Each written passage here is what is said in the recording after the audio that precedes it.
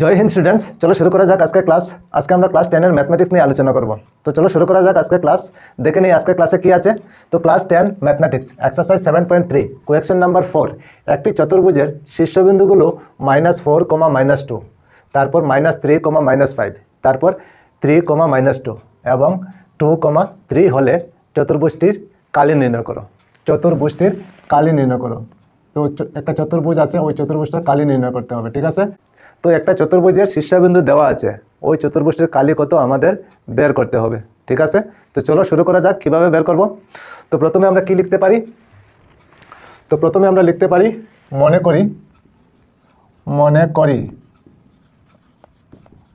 করি এ কত লিখতে পারি -4, -2, -4, -2। তারপর বি কত লিখতে পারি -3, -5, -3, -5। তারপর সি কত লিখতে পারি 3, -2, 3, -2। এবং ডি কত লিখতে পারি 2, 3, 2, 3, ঠিক আছে। তো চারটা শীর্ষবিন্দুর নাম আমরা দিয়ে দিলাম কি এ বি সি ডি, ঠিক আছে। একটা চতুর্ভুজ হবে। চলো ওই চতুর্ভুজটা আমরা অঙ্কন করে নিই। ওইখানে চতুর্ভুজ মনে করো এইভাবে, আমরা জানি না তো চতুর্ভুজ চারটা বাহু দিয়ে হবে, ঠিক আছে। চতুর্ভুজ এইভাবে মনে করো একটা চতুর্ভুজ, ঠিক আছে। ওইটা মনে করো একটা চতুর্ভুজ। ওইখানে নাম দিয়ে দিই এ, ওই জায়গায় বি, ওই জায়গায় সি, ওইখানে ডি, ঠিক। বুঝতে পেরেছো? ওইটা একটা চতুর্ভুজ হয়ে গেল।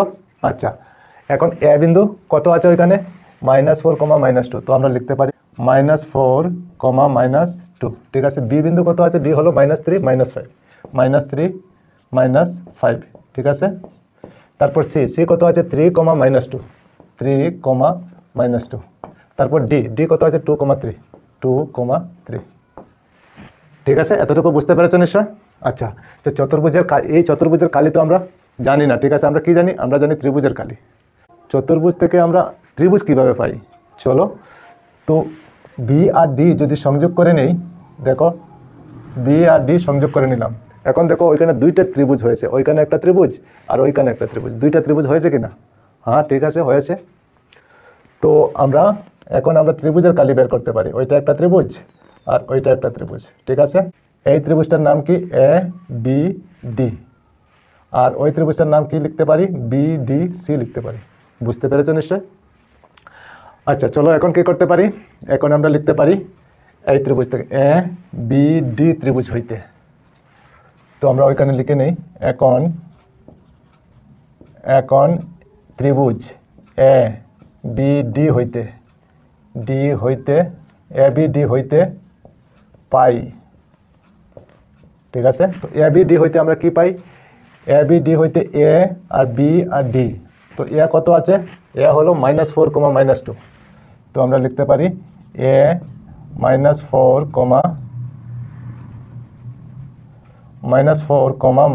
-2।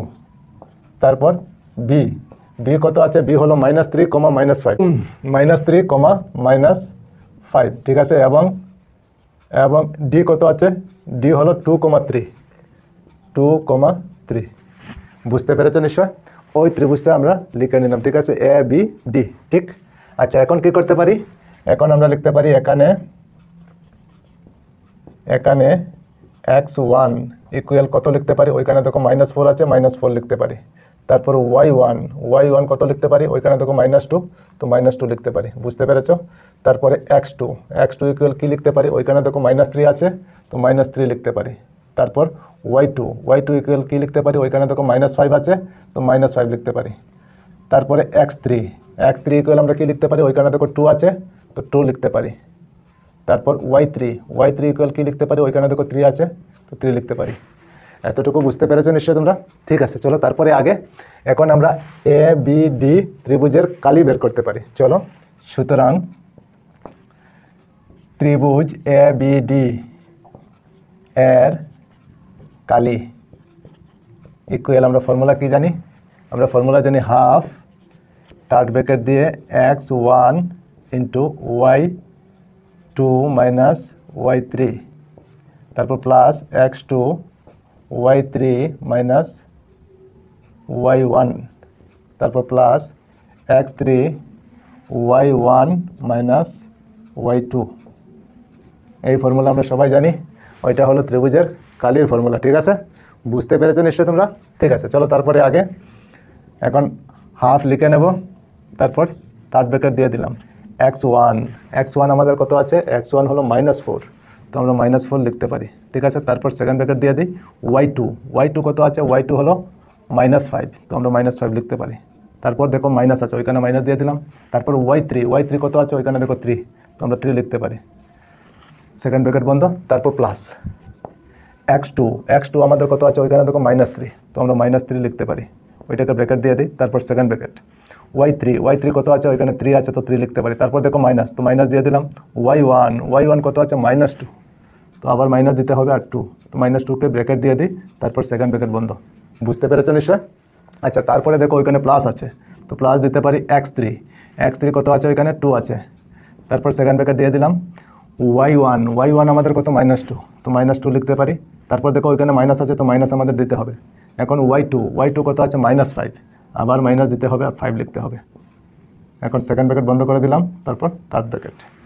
বুঝতে পেরেছো এতটুকু? ঠিক আছে, চলো তারপরে আগে এখন আবার হাফ লিখে নেব, থার্ড ব্র্যাকেট দিয়ে দিলাম। -4, আর ওইখানে দেখো -5 -3, তো মাইনাসে মাইনাসে কী হয়? প্লাস হয়ে যায়। তো 5 আর 3 প্লাস করলে কত হবে? 8 হবে, তো ইন্টু দিয়ে -8 লিখতে পারি। ঠিক আছে, বুঝতে পেরেছো? ওইটাকে আমরা ব্র্যাকেট দিয়ে দিই।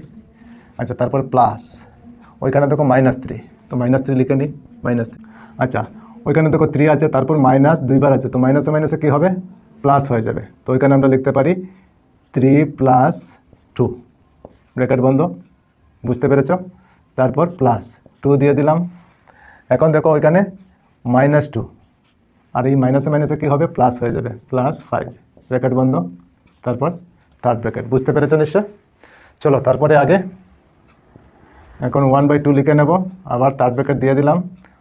মাইনাসে মাইনাসে কী হয়? মাইনাসে মাইনাসে প্লাস হয়ে যায়, 4 আর 8 ইন্টু করলে কী হবে?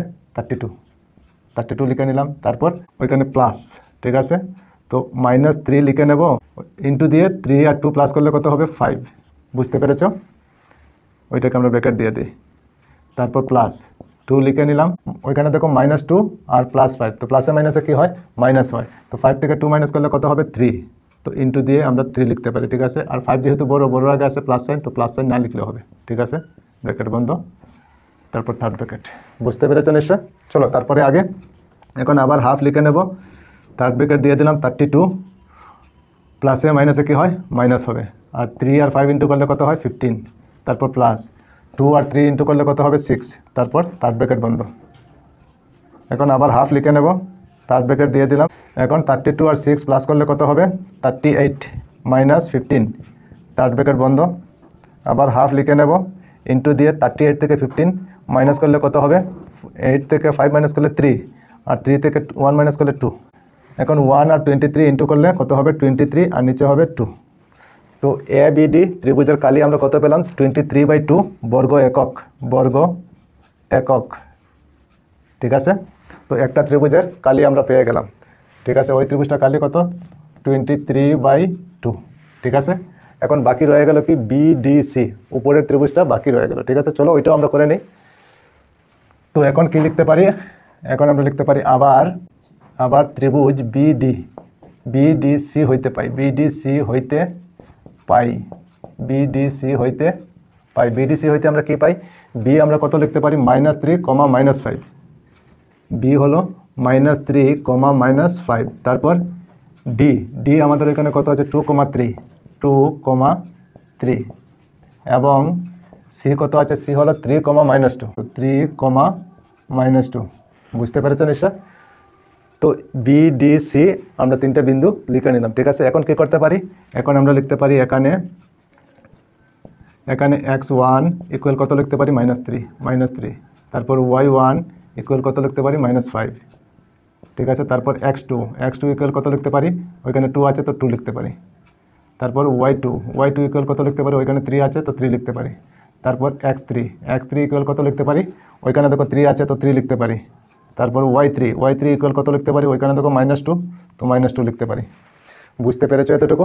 ঠিক আছে, চলো তারপরে আগে এখন আমরা BDC এর কালি বের করতে পারি। সুতরাং ত্রিভুজ BDC এর কালি,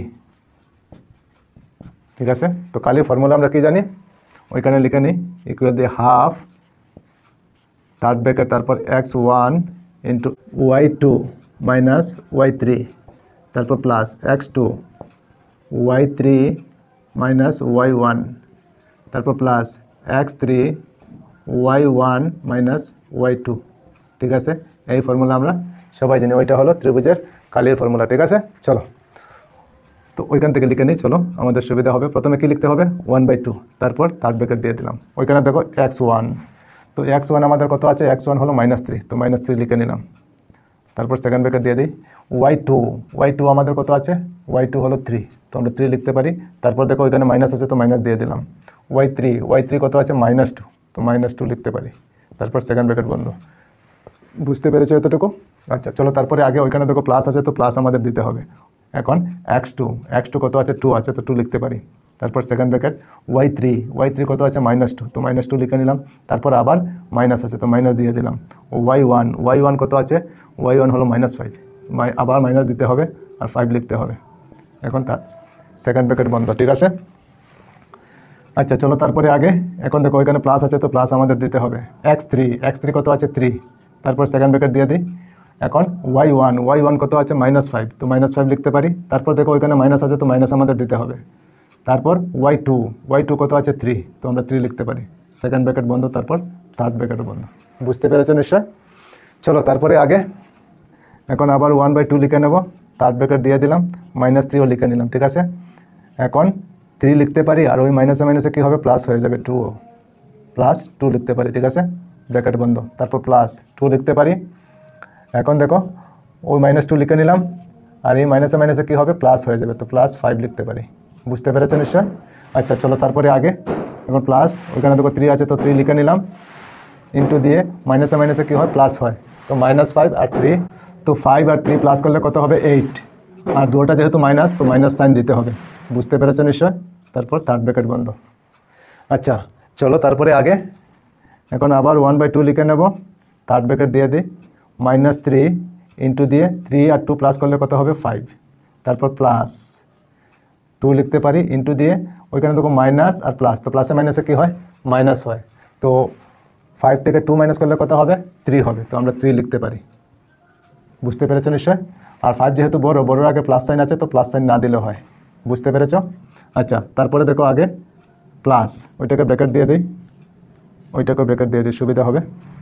3 ইন্টু -8 ব্র্যাকেট বন্ধ, তারপর থার্ড ব্র্যাকেট। বুঝতে পেরেছো নিশ্চয়?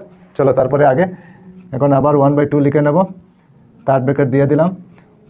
এখন 3 আর 5 ইন্টু করলে কত হবে, 15, আর ওইখানে 3 আগে মাইনাস আছে, তো মাইনাস সাইন দিতে হবে, ঠিক আছে। তারপর +2 আর 3 ইন্টু করলে কত হবে, 6, তো 6 লিখতে পারি।